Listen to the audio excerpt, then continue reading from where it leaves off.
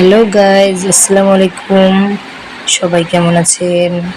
তো আবারও চলে আসলাম আপনাদের মাঝে আরেকটু নতুন রেসিপি নিয়ে। তো আমি আজকে রান্না করব চামড়া, পা, এগুলো রান্না করব মুরগির।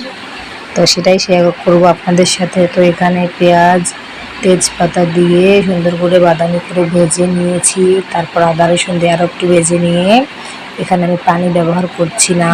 তারপর লবণ, জিরার গুঁড়ো, ধনিয়ার গুঁড়ো, তারপর মরিচের গুঁড়ো দিয়ে দেবো। দিয়ে সুন্দর করে ভেজে নিয়ে এখানে সব কিছু দিয়ে দেবো। তো দিয়ে আবারও সুন্দর করে নেড়ে নেব। তো আজকে আমি এখানে পানি ব্যবহার করব না।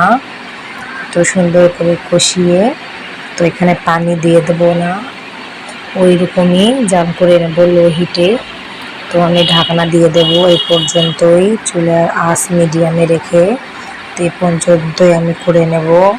তারপরে একটু পানি বেরিয়েছে দেখতেই পাচ্ছেন। তো এগুলো দিয়ে আমি সুন্দর করে রান্না করে নেব, আর আমি পানি ব্যবহার করছি না।